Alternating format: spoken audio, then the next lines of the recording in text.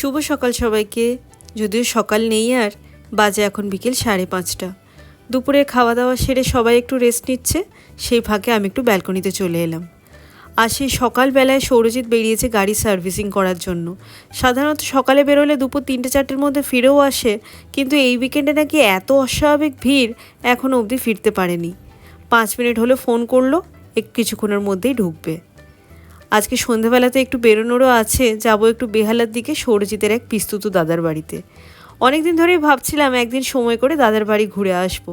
অবশেষে আর অপেক্ষা করতে না পেরে গত সপ্তাহে দাদা বৌদি ফোন করে বলল এই শনিবার বাড়ির সব ভাই বোনেরা মিলে একটা গেট টুগেদার প্ল্যান করছে। তা আমরাও রাজি হয়ে গেলাম। তবে প্রথমবার তো খালি হাতে কি আর যাওয়া যায়, তাই ভাবছি যাওয়ার আগে কিছু একটা কিনে নিয়ে যাব। ওই যে সৌরজিৎ চলেও এলো।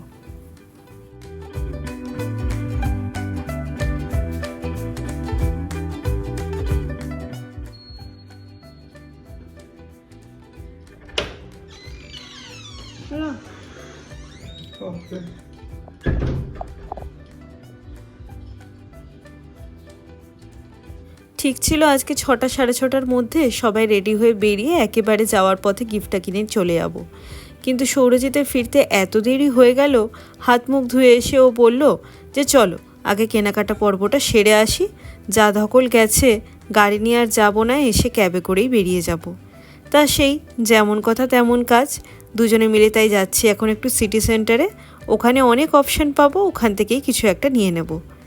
আজকে বাবারও একটা বিয়েবাড়ির ইনভিটেশন আছে, কেনাকাটা সেরে বাড়ি ফেরার পথে একটা ভাবছি ফুলের তোড়াও নিয়ে আসবো।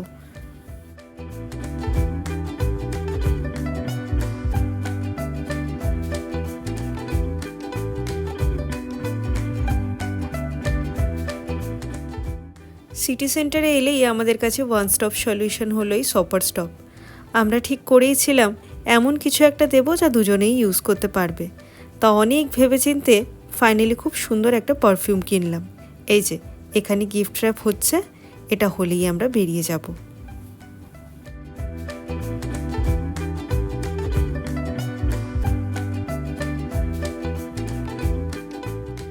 বেরিয়ে পড়েছি আমরা। আসার সময় সিকে মার্কেটে একটা ফুলের তোড়া অর্ডার দিয়ে এসেছিলাম, এতক্ষণে হয়তো বানানোও হয়ে গেছে। ওটা নিয়ে একবারে বাড়ি ফিরব। এই যে এসে গেছি। 400 টাকা মতো দাম নিল ঠিকই, তবে নানান রকমের ফুল দিয়ে বেশ সুন্দর বানিয়েছে কিন্তু। ওদিকে বাড়িতে নাকি সবাই রেডি হয়ে বসে আছে, ঝটপট গিয়ে এবার আমরাও তৈরি হয়ে তারপর একবারে বেরোবো।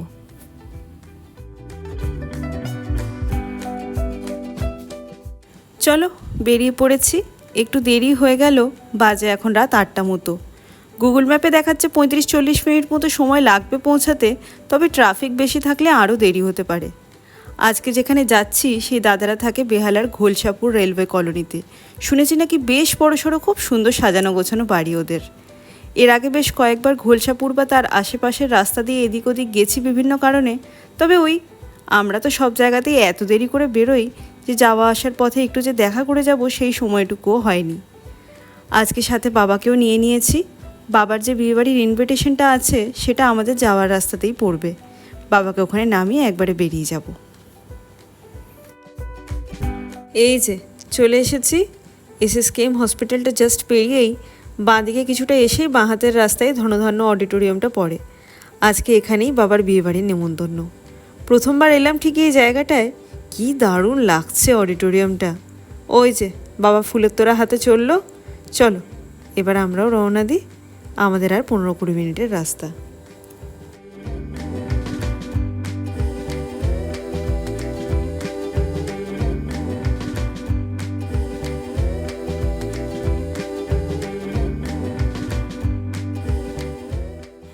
এই নিয়ে আমি তৃতীয়বার এই রাস্তাটায় এলাম এই বছর।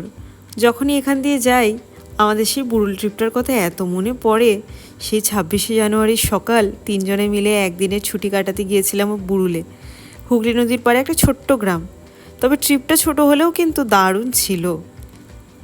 এই যে ঢুকে পড়েছি আমরা রেলওয়ে কলোনিতে। এইসব জায়গায় এলেই না খড়গপুরের সেই রেলওয়ে কলোনির কথা মনে পড়ে যায়।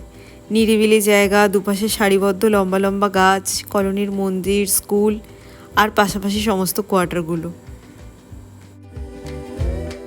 দাদাদের কোয়ার্টারটা মেন রাস্তা থেকে অনেকটাই ভেতরের দিকে, তবে চারিদিকটা বেশ সুন্দর গাছপালায় ঘেরা। সকালের দিকটা এসব জায়গায় এলে প্রচুর পাখি দেখতে পাওয়া যাবে। এখানে কোয়ার্টারগুলো আবার ফ্ল্যাটের মতো, 3 তলা ফ্ল্যাট, এক এক তলায় 2 করে কোয়ার্টার। দাদাদের ফ্ল্যাটটা 2 তলায়, এই সিঁড়ি দিয়ে উঠে ওই যে ডান দিকে।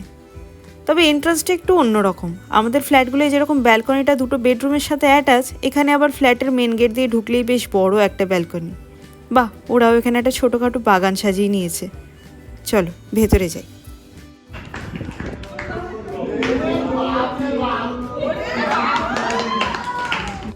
ভেতরে ঢুকেই বেশ বড় সড়োই একটা ড্রয়িং রুম। এখানেই এখন আমরা সবাই মিলে বসে আড্ডা দিচ্ছি। আর এই যে টিভিতে গানের তালে তালে মেয়ে নেচে চলেছে মনের আনন্দে।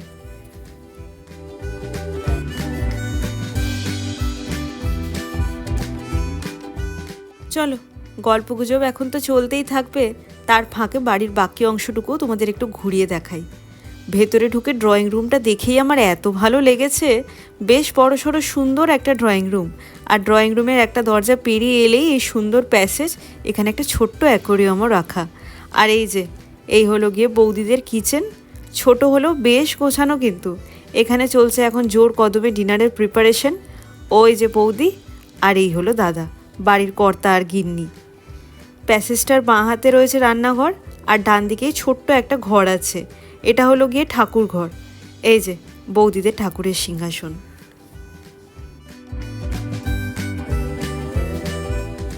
ড্রয়িং রুমের একদিকে আছে এই রান্নাঘর আর ঠাকুর ঘর, আর অন্য পাশে আছে 2 বেডরুম আর সুন্দর একটা ডাইনিং এরিয়া। এত সুন্দর সাজানো গোছানো ঘরটা দেখে আমার নিজেরই লজ্জা লাগছে। আমার ঘরটা তো দেখেই যে কী হয়ে থাকে অবস্থা। শেষ কবে সব ভাই বোনেদের মিলে এরকম আনন্দ করতে দেখেছি তা মনে পড়ে না। তবে আজ হয়তো অনেক বছর পরে সবাই এত খুশি। সৌরজিৎরা ছোট থেকেই যেহেতু জয়েন্ট ফ্যামিলিতে বড়, তাই ওদের ছোটোবেলাটা কেটেওছে বেশ আনন্দে। ধীরে ধীরে বয়স বাড়ার সাথে সাথে প্রত্যেকের মাথাতেই এসে পড়েছে অনেক দায়িত্ব, সেটা পারিবারিক দিক থেকেই হোক বা কর্মক্ষেত্রে। আর আজকের দিনের এই কর্মব্যস্তময় জীবনে মানুষ তো যেন প্রাণ খুলে হাসতেই ভুলে গেছে।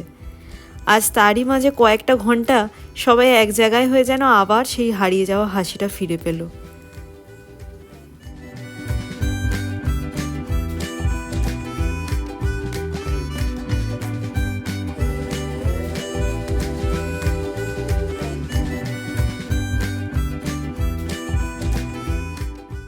বাজে রাত 11টা। ওদিকে তো গল্প আড্ডা শেষই হতে চাইছিল না, কিন্তু উপায় নেই, বাড়ি তো ফিরতেই হবে। তাই এদিকে প্রথম ব্যাচ ডিনার বসে গেছে। বাচ্চারা সাথে দিদি বড়দিরাও বসছে, কারণ ওদের ফিরতে হবে আবার সেই রিচরা শ্রীরামপুর। এখন না বসলে অনেকটা দেরি হয়ে যাবে। ওদের হয়ে গেলে আমরাও বসে পড়ব। ও, আজকে তো ডিনারের মেনুটাই বলা হয়নি। আজকে মেনুতে আছে ফিশ ব্যাটার ফ্রাই, বাসন্তী পোলাও, চিকেন কোরমা আর মাটন কোরমা, আর শেষ পাতে আইসক্রিম। আর এই সমস্ত রান্না দাদা বৌদি আজকে নিজে হাতে আমাদের জন্য বানিয়েছে।